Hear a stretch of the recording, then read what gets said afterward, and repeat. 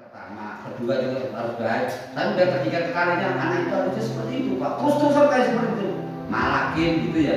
Kalau ada yang ngerjain dengan baik, kadang mengganggu gitu, supaya biar dengan dia itu. Lalu saya juga pernah di SD masih ingat aja kan namanya itu Andi. Tapi kepala sekolah saya kenapa ya berpikir keras gitu. Tapi akhirnya karena itu kurang pinter bacanya juga, akhirnya Pak ada guru sehingga siap atau guru yang lain kelas bengkel itu ada guru kalau nyanggur guru yang ngajarin baca gitu terus saya gitu. Jadi sebenarnya anak itu kurang pinter bacanya kurang, akhirnya dia itu lancar gitu Pak. Setelah lancar itu ya apa ya sangat terima kasih sama saya gitu ya, sangat terima kasih ya itu Pak karena ini pertama 70-an ya, tahun 70-an itu kan beda dengan tahun sekarang yang dari tahun 2000 ke atas kan mengkonsumsinya aja dulu kan murni Pak ya, dari pertanian sendiri. Kalau sekarang kan itu impor, makanya budaya itu masuk itu sehingga merubah banyak karakter karena pengaruh makanan. Nah, mengapa kita penguatan pendidikan kita adakan karena dan Nabi Muhammad itu bilangnya apa? Dibilang namun sesuai dengan zamannya. Zaman kita, zaman aku diterapkan sekarang nggak bisa. Bapakku melempar penghapus, nggak bisa gitu loh. Ada yang, tapi disitulah seninya guru butuh kreativitasnya, ujian kesabarannya itu. Semakin kita sabar mendoakan anak-anak, mengasihi mereka, insya Allah ya mungkin ada waktunya kita harus keras, nggak mungkin kita lalu terus sementara anak-anak nggak bisa diatur. Tetap semuanya ada koridornya, tapi disitulah memang seninya dulu di situ gitu. Jadi Pak, kalau menurut Bapak intinya artinya bisa dilakukan sesuai apa yang saya ceritakan tadi, satu kali, dua kali, tiga kali. Terus kadang-kadang guru juga kalau perempuan itu Pak, kalau umpamanya ada yang disakiti gitu, kadang-kadang dia itu kan apa ya kesini gitu tuh, kakak ini ngeles gitu. Pernah juga saya itu sempat artinya, cuma kalau saya kan ngelesnya punya seninya lagi begini kan, pasti kan dia kesini gitu tuh. Itulah kalau semua anak sudah pinter, ngapain ada guru? Kan begitu. Jadi disitulah letak seninya guru, letak butuh kesabarannya guru, letak ketakwaan keimanannya guru, di situ diuji. Bagaimana kita harus punya ide, punya gagasan, punya kreativitas untuk menangani mereka. Ada kalanya kita main layang-layang, kita harus ketika suatu saat kita harus ngulur, suatu saat dan kalau nggak salah orang mau mati itu yang ditinggal Pak PKS cuma 3 ya Pak ya. Satu amal jariah, ilmu yang bermanfaat, anak yang soleh. Tiga-tiganya itu melekat pada guru Pak. Profesi lain tidak ada. Bukan Pak kepala sekolah Pak ya. Ya guru termasuk. Pak kepala sekolah kan gurunya guru gitu ya. Coba amal jariahnya apa? Amal jariah bapak-bapak apa? Ya ilmu kan. Ilmu yang bermanfaat sudah double sendiri nih. Amalnya juga ilmu. Ilmu yang bermanfaat. Anak yang soleh memang di rumah iya anak kita. Tapi di sekolah. Faktanya selama ini guru jauh lebih dihormati, lebih dituruti dibanding orang tuanya. Meskipun dalam agama orang tua kandung itu tapi faktanya guru itu lebih dimuliakan dibanding orang tua sendiri, dibanding sama anak-anak sekarang ya. Dan berarti kan doa seorang guru terhadap anak didiknya yang gak jauh beda sebagai doa orang tua ke anaknya. Cuma bedanya anak kandung ini anak didik gitu. Artinya jalan surga itu luar biasa buat guru, di tiga-tiganya aja ketinggalan. Nanti kan 3 yang tertinggal amal jariah, ilmu yang bermanfaat, anak yang soleh. Coba kalau anaknya baik itu muridnya Pak Murid ya, itu muridnya Pak Guru besar misalnya kan ingat gitu. Kemarin ketika di pokoknya Pak pengawas Kopo namanya Pak Anda, aku bilang guru itu akan senang kalau muridnya jadi orang, akan bangga. Tapi kalau muridnya jadi orang jelek, pasti gurunya juga kecewa dan sedih. Langsung beliau cerita, iya Pak, saya ngalamin berapa minggu yang lalu saya nambal ban motor, tiba-tiba datang waria 2 Pak, melambai-lambai gitu, dorong-mendorong. Nah ternyata ngalamin Pak, dan dua-duanya murid saya Pak. Aku langsung berkata, dosa apa ya Tuhan aku sampai punya murid seperti ini gitu. Dari waria, kenapa kamu begini? Katanya kerja di sawah di sini. Itu saya rasanya nangis Pak. Kalau nggak ada orang mungkin air mata saya udah keluar Pak. Mungkin hal ini bisa terjadi bapak-bapak. Suatu saat ketika di jalan ketemu anak, dia mungkin jadi orang yang tidak baik, kan itu jadi beban buat kita. Makanya kita harus sebaik, sepinter, sesabar mungkin menjadi guru, menjadi pendidik, bukan hanya sebagai pengajar. Katanya sedih rasanya Pak. Ya Tuhan, dosaku apa? Kok aku bisa menghasilkan murid seperti itu? Meskipun itu tidak 100% dosa Pak. Iya, ya ini kan ada apa namanya faktor eksternal, pergaulan dan lain-lain. Tapi kan banyak faktor. karena apa, tanggung jawab dia sebagai pendidik itu dulu perasaan udah belajarin yang bener gitu. Itulah Pak, makanya ya aku bilang berkali-kali ke teman-teman guru, bagaimanapun ladang amal untuk surga guru itu lebih luas. Mari kita manfaatkan sebaik-baiknya. Ini IPA gitu, pelajaran yang agak-agak susah menurut mereka aja. Dan itu pun saya tawarin, ayo yang mana yang mau dikerjain di rumah nih, kita terangin dulu dan kerjain di rumah. dan nanti itu setiap pelajaran harus mengandung tiga-tiganya. Numerasi, literasi, pendidikan karakter itu setiap pelajaran. Kalau dulu kan pendidikan karakter itu bebannya PPKN sama agama, PAI. Sekarang semua pelajaran Harus bagaimana. dikaitkan Pak ya. Iya. Kemudian juga ada lagi anak itu yang pakai bajunya itu aja. Nggak ada apa nggak mau ganti. Jadi meskipun hari berubah, hari berganti, tetap jadi pakai merah dan putih aja. Tidak mau ganti atau tidak ada. Nah, Mungkin baju kesenangan. Kalau saya tanya orang tuanya katanya sebetulnya mampu untuk memberikan pakaian yang Juga orang tua.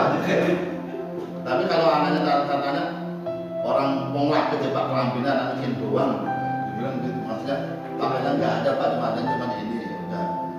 Kemudian kadang-kadang saya susah merubahnya, dia pakai kaos kerah, kemudian pakai baju. Susah.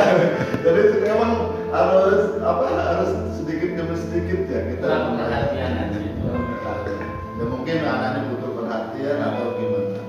Kemudian ada juga emang yang nggak mau sekolah gitu. Kalau udah nggak mau sekolah, mau sama sekali, saya tugas itu kepala sekolah sama Pak Guru kita ini. Kita kasih orang sini suruh Pak Guru besar. menuntaskan gitu. Jadi saya beberapa kali datang ke orang tuanya, tetap malah anaknya lari, tetap nggak mau sekolah. Tapi sekarang anaknya sudah mulai sekolah lagi kan Pak? Alhamdulillah udah. Iya. Tapi di sini nggak ada bullying yang gitu ya anak-anak. Insya Allah nggak ada Pak. Insya Allah. Nggak. Saling membuli meledek. Nggak ada, Nggak ada. nggak ada Pak. Alhamdulillah di sini nggak ada. Nggak ada. Karena bullying itu kan benar-benar efeknya luar biasa Pak. Karena aku tahu mungkin sudah ratusan orang yang aku terapi sebagai hipnoterapis ini, hampir semuanya berawal dari efek bullying. Terakhir kemarin kan boarding school ya, itu ada anak sanawiyah kelas 1 SMA. Itu kebanyakan yang bullying itu di daerah perkotaan apa di pedesaan? Mana Yusuf Kala akhirnya aku datang itu. Ada satu anak kan kita dikumpulin pagi-pagi itu 400 anak kumpulin, Pak Nur tolong dikasih motivasi dulu anak-anak aja. Dan tak kasih motivasi, tolong siapa yang mau tanya, dia ngaco ya. Bapak, aku ini tidak bisa ngumpul dengan orang banyak. Dan dia napasnya ngos-ngosan. Ucap, kenapa kamu begini? Aku tidak bisa. Aku dipaksa sama papa untuk berasrama di sini itu, ya terpaksa aja di dalam asrama itu nggak nyaman Pak. Dan ini kumpul sepertinya tersisa.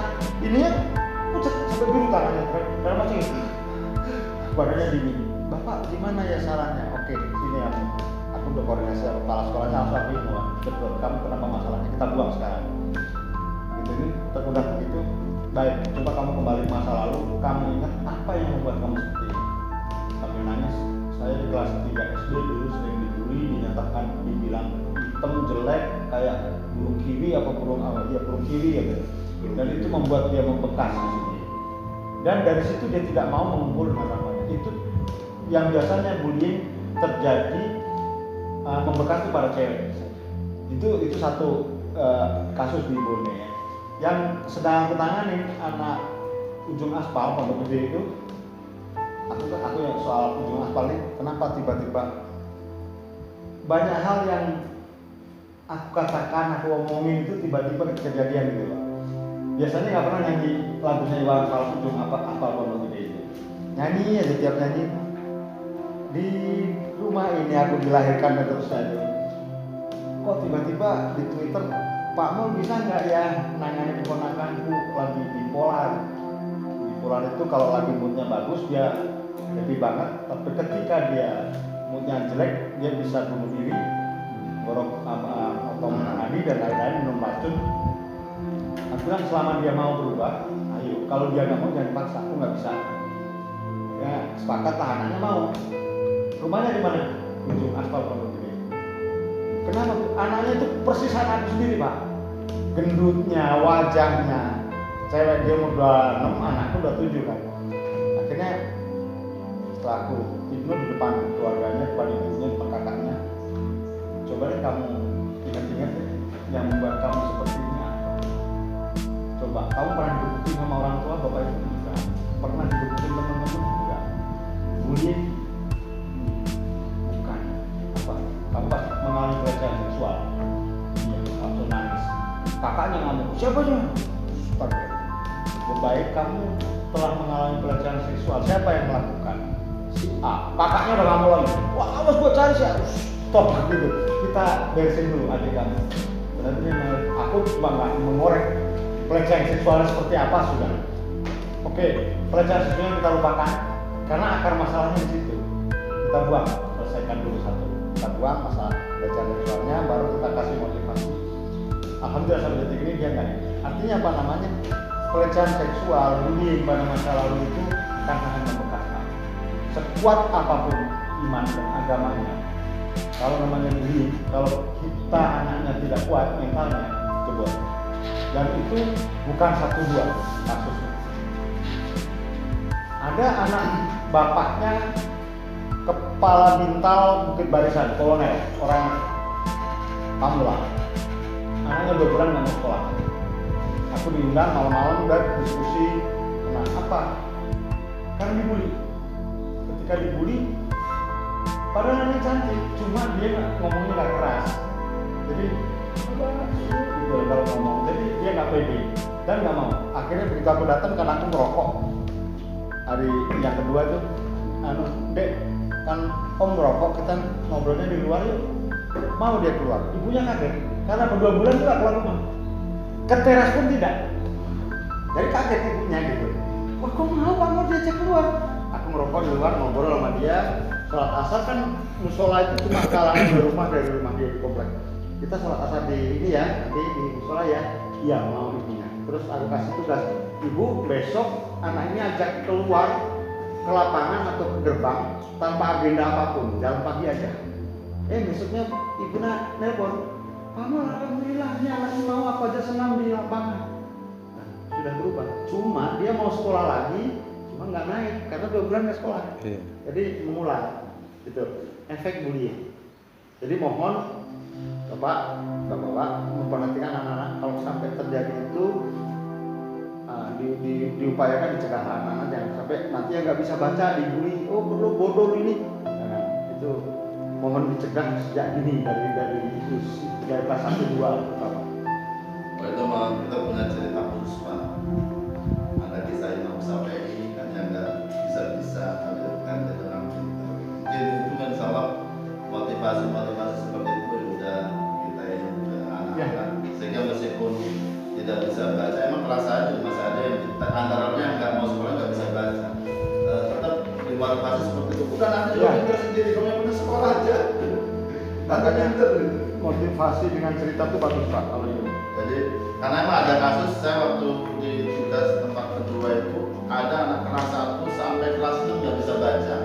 Tapi anak ini mulutnya bukan main dan tidak pernah ganggu orang lain atau guru luar biasa hormatnya. Tapi ketika SMP baru bisa belajar baca. Kemudian kemudian di SMK-nya dia malah pinter, Juara kelas. SMK malah jadi pegawai BUMN, luar biasa. Ya kalau soal Bisa masa, bangun. soal masa depan takdir kadang-kadang kan Iya. ada. Makanya Karena kan saya suka meramu kisah-kisah yang Inspiratif ya. itu kita sampaikan. ya, storytelling lah istilahnya. Tapi memang Pak ini ada masukan kalau Bapak kan ya salah satu spesialis pekerjaan keuangan. Ini ada kasus biasanya petugas kepolisian itu, petugas penegak hukum ya, itu kadang-kadang mentang-mentangnya punya keluarga keluarga ini untuk memberikan efek jerak karena duduk sampai ke daerah kita rasakan. Itu langsung teng, udah bapak 5 kali marahnya hilang, dijamin. Coba deh. nah, memang itu Bapak ada Kesannya gimana? Tarik nafas dada. Ya, oke. Jadi simpennya di dada, Nah, dirasakan masuknya. Kan teng ke sini. 5 kali lakukan. Marahnya bapak turun. itu Istighfar. berkata apa Bapak? Nggak usah. Astagfirullahaladzim, misalnya kita lihat ya. Rasakan. Syukuri. Kita tuh tidak mau merasakan, menikmati syukuri nafas.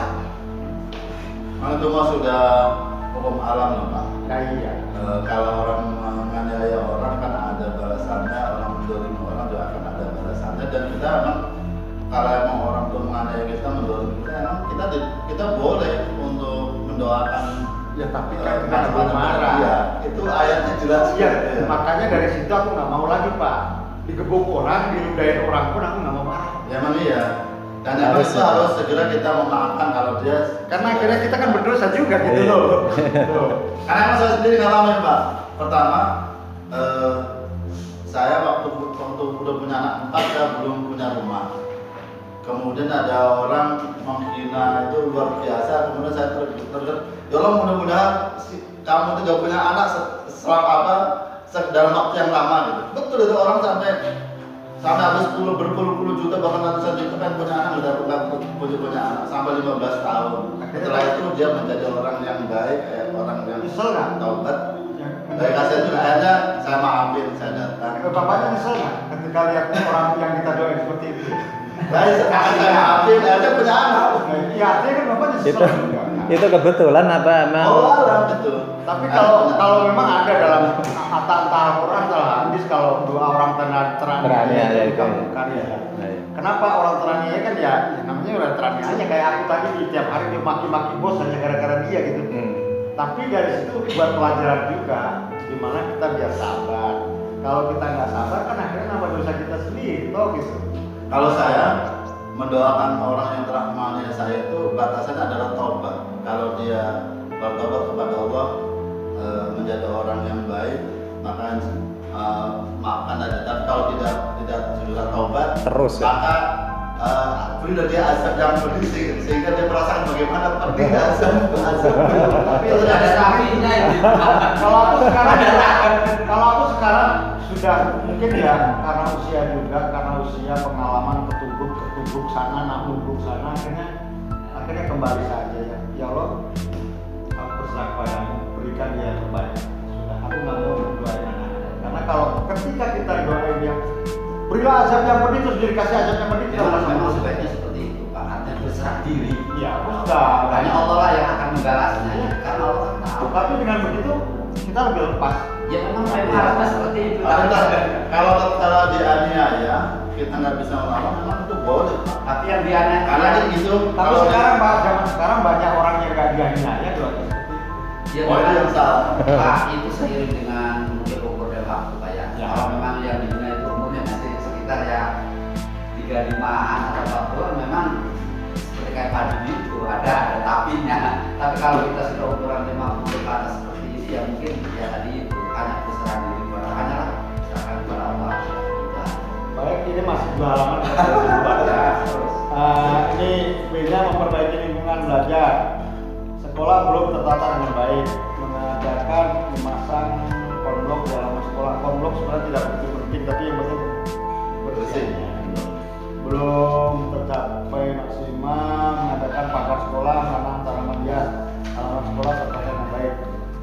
Menurut Bapak sudah kelihatan rapi belum sih? Belum ya, ya itu terutama yang hijau-hijau aja lah. Hijau-hijau kan apapun bisa ditanam, nggak perlu jadi beban gitu Pak ya. Nggak harus bunga-bunga yang mahal. Banyak pohon yang bisa kita tanam, bisa. Yang penting kan membuat udara lebih segar gitu aja. Apalagi di sini kan memang lingkungannya sudah hijau gitu. Kalau konblok itu untuk menghindari becek luar, Becek, sepatu iya. kalau hujan kan. Iya. Itu dikembalikan ke rumput juga bagus, asal rumputnya rajin rapihin gitu. Untuk olahraga sebaiknya memang rumput sih. Olahraga itu sebaiknya rumput, cuma kalau rumput nggak rajin motong, jadinya liar, nanti kerbaunya datang. Tapi bukan ada kiasan untuk tetangga lebih baik Pak ya. Kita mah rumput sekolah. Waduh. Pak, istilah rumput tetangga lebih baik itu kan cuma pemandangan Pak. Kalau dari Serang lihat sini itu indah Pak. Pemandangan itu selalu menipu Pak. Gunung Tangkuban Perahu, gunung itu kita lihat indah dari jauh. Ketika kita sampai sana, ya cuma segitu kita nggak lihat indahnya dari dekat.